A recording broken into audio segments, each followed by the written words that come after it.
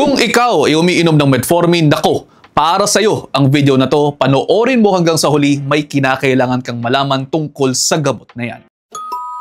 Okay, tandaan, kapag ikaw ay binigyan ng metformin ng iyong doktor, malamang sa malamang, diagnose ka na ng diabetes dahil sa taas ng iyong blood sugar levels. Available ang gamot na yan sa 500, 850 at 1,000 mg tablets. Ang metformin ay isang gamot na nagpapababa ng blood sugar sa pamamagitan ng pagbabawas ng glucose production ng liver, pagbabawas ng intestinal absorption ng glucose, at pag-i-improve ng sensitivity ng katawan sa insulin.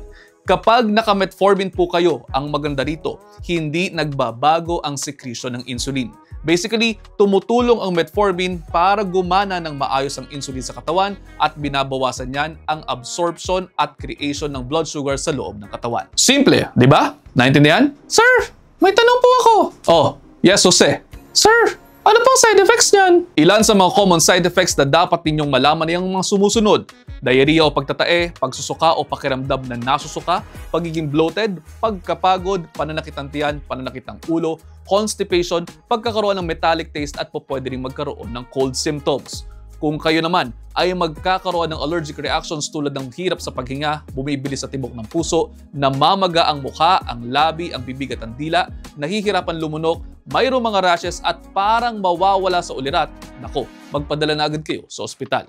Isa din naman kinatatakutang side effect ng metformin ang lactic acidosis, pero rare naman po itong nangyayari. Ang pakiramdam ng lactic acidosis ay mayroong hirap sa paghinga, sobrang pagkahilo at pananakit ng tiyan. Kapag kaganyan, balik po kayo sa inyong doktor o magpunta kayo sa inyong pinakamalapit na emergency room. Pwede rin naman na dahil ito ay nagpapababa ng blood sugar, pwede rin pong bubagsak masyado ang inyong blood sugar, lalo kung may kasama pang ibang gamot tulad ng insulin. Tandaan na kung bagsak ang inyong blood sugar masyado, pwedeng makaranas ng pananakit ng ulo, matinding pagkagutom, pagkahilo, isama na rin natin panlalabo ng paningin, pamamawis, pagbubulol-bulol, jitteriness, mabilis sa tibok ng puso at maging pagkukumbulsyon. Ano man sa mga nabanggit na yan ang inyong nararanasan, kinakailangan dalahin sa emergency room. Pero hindi naman po ito mangyayari kung susunod kayo sa payo ng inyong doktor. Ay sir, tanong ko pala, nakakasira daw yan ng bato, sabi ng lolo ng pinsan ng asawa ng ate ko.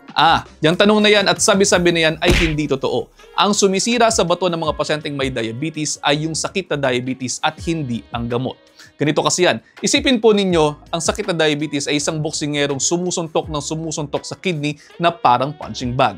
Walang kalaban-laban ng kidney, pero ang ginagawa ng metformin ay sinasalag ang bawat suntok ng diabetes para nang sa ganoon ay hindi masira ang bato. Kaya kung magpapakalat ng mga maling impormasyon tungkol dito at hindi iinumin ang first line na gamot na ito, lalong dadami ang mga diabetikong masisira ang bato.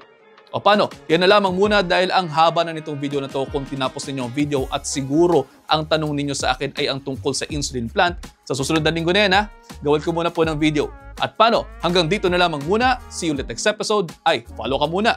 Share mo na rin sa iyong mga kaibigan, baka sakaling mas marami pa tayo matulungan. Ingat!